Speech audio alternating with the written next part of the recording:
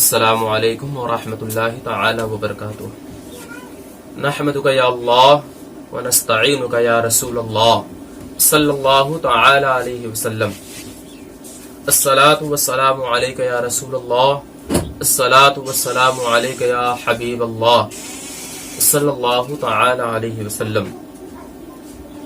آج میں آپ کے سامنے نواقض روزہ یعنی جن سے روزہ ٹوٹتا ہے اور جن سے روزہ نہیں ٹوٹتا ہے اس کا ذکر ہم آپ کے سامنے کریں گے۔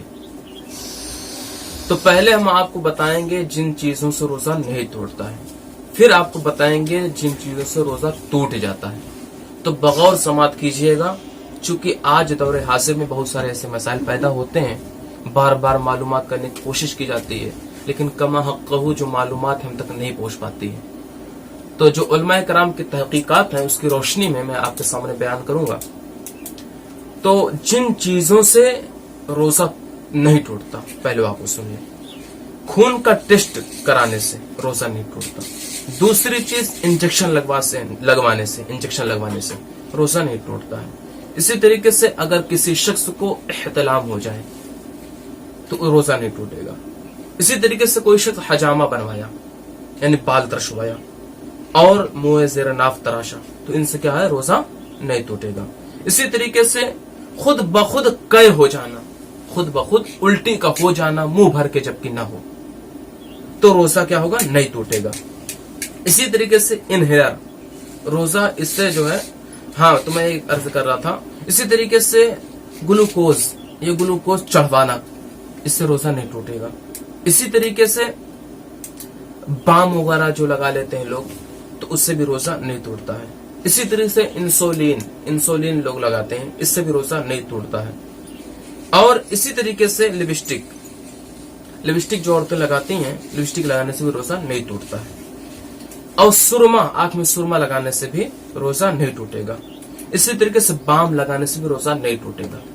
یہ وہ چیزیں ہیں جن کے کرنے سے روزہ نہیں ٹوٹتا ہے۔ اب وہ چیزیں آپ سنیں جن سے روزہ ٹوٹ جاتا ہے۔ آئی ڈرپس یعنی آنکھ میں قطرات ڈالنا، آنکھ میں دوا ڈالنا، آئی ڈرپس جسے کہتے ہیں، اس سے روزہ ٹوٹ جائے گا۔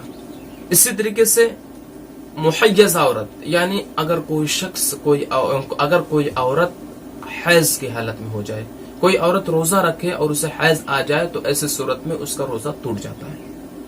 اسی طریقے سے سگریٹ، تمباکو، یہ اشیاء کا استعمال کرنا یہ بھی روزہ توڑ دیتا ہے۔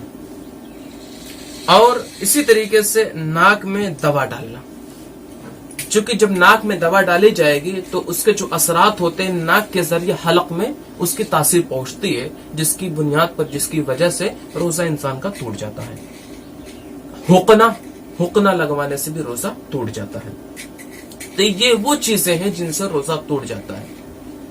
اور اسی طریقے سے اگر کوئی شخص جمع کر لے روزے کی حالت میں تو اس کا روزہ ٹوٹ جائے گا۔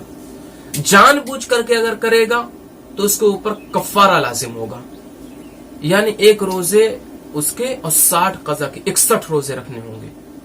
اور اگر وہ شخص جان بوجھ کر نہیں بلکہ بھول کر کے انجانے میں ایسا کر لیا تب اس کے اوپر صرف قضا یعنی ایک روزے اس کے اوپر واجب ہوں گے۔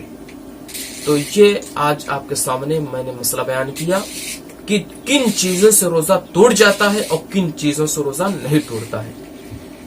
میں سمجھتا ہوں آپ اس مسئلے کو اچھی طریقے سے سمجھ لیے ہوں گے۔ پھر بھی اور آپ کے اگر کوئی سوال ہے تو آپ کمنٹ کے ذریعے سے کر سکتے ہیں، انشاءاللہ العزیز اس کا جواب آنے والی ویڈیوز میں، آنے والے مسائل میں بیان کر دی جائیں گی۔ اللہ رب العزت ہمیں اور آپ کو اس پر عمل کی توفیق عطا فرمائے۔ السلام علیکم ورحمۃ اللہ تعالی وبرکاتہ۔